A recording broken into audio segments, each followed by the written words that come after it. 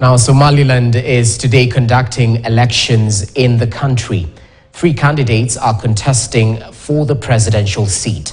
Polling stations were opened at 7 a.m. and are expected to close by 6 p.m. So far, the exercise has been smooth across the country as key players are calling for peaceful polls as they push for international recognition after separating from Somalia in 1991. This is the 4th election by universal suffrage. Our political affairs reporter Jeff Kirui is in Hargeisa and brings us this story. As early as 6 in the morning, voters in Somaliland were already queuing, waiting for the opportunity to cast their vote. The young, the old, men and women waiting patiently until 7 a.m. when the polling stations were opened. We have been waiting this opportunity for 7 years. So today we are ready to elect candidate we want. I am ready to now to vote and to elect my presidential candidate and my party. And I hope to win. If I will be not win, I will be accept the result. All the people are waiting in the election, and in the first day, the people come here. All are ready to take in the election. We are very happy for this country, and every people is happy today. We was voting for this. Everybody's voting where he wants. All the 3 presidential candidates were casting their votes at one polling station. First to arrive was the current president, Musa Bihi, of the ruling Kulmiye party, who arrived at around 7:30, accompanied by a huge contingent of security officers. I call the people of Somaliland to vote in peace and have a patience during long queues and respect for the vulnerable people. Anyone who makes chaos today, we're recognizing him or her as one of the enemies of Somaliland who are against the development of this country. At around 8:15, the country's main opposition party leader, Abdirahman Mohamed Abdullahi, made his way to the polling station. The Wadani party candidate is once again facing off with the ruling party at the ballot. Today is a great and joyful day. After 7 years, we have been waiting for this election. Today, our citizens are casting their votes and deciding who they will vote for.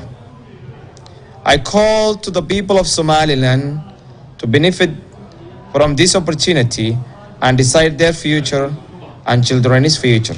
Last to arrive was the Uhid party's candidate Faisal Ali, who is hoping to make a mark in the country's top leadership.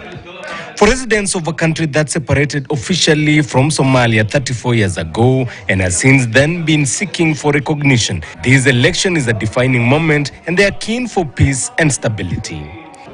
I tell him the leaders, every leader and every candidate must accept the result. Since midnight, the security personnel have been patrolling the major cities. The National Electoral Commission restricted movement of vehicles running from yesterday midnight to today midnight, and only those issued with special plates are allowed. And we are hoping that at the close of the polling, we will also see very quick turnaround into the vote counting, so that we can have the results as early as possible. So everything is moving well, it's largely peaceful, the turnout is impressive, the technology is working, and we hope that we'll be able to conclude this exercise in the same atmosphere. After the polling station closes, now counting begins, and the results will be transmitted from the polling stations to the district level, and from the district level to the regional level, and thereafter to the national level. Here, the National Electoral Commission chairperson, accompanied by the elders as well as religious leaders, will be talking to all the 3 candidates to accept the outcome of the election. Jeff Kirui, KTN News, Hargeisa, Somaliland.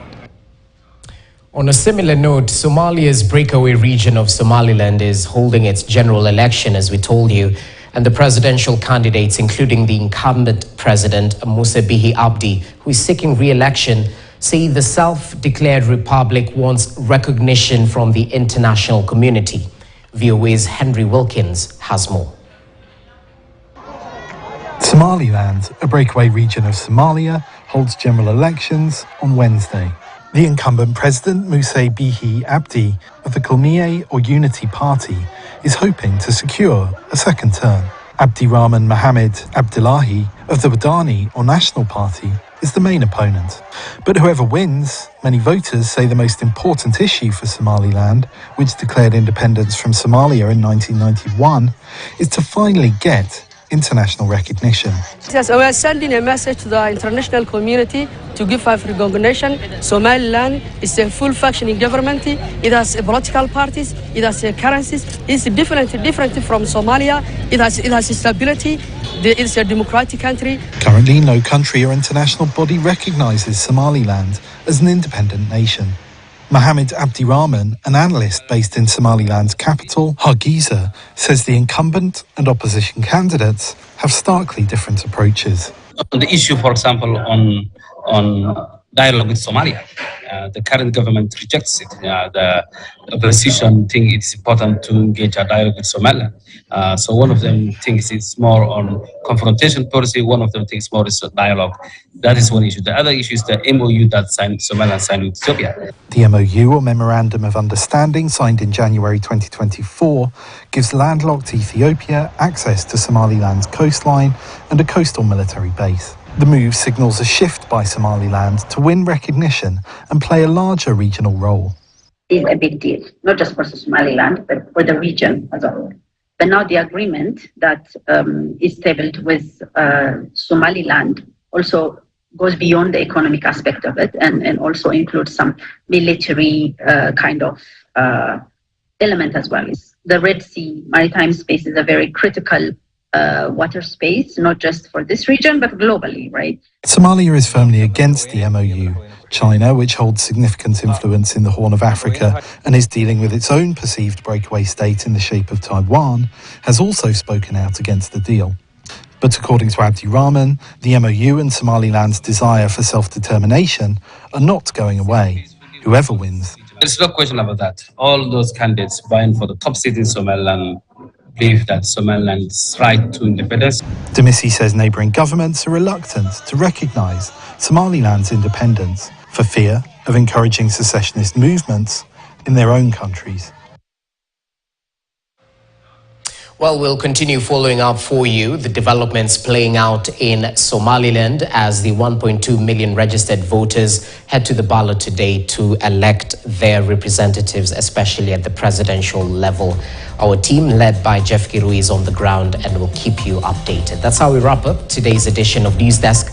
Thank you so much for watching. Hope you're adequately informed. Enjoy the rest of your viewing. Good afternoon.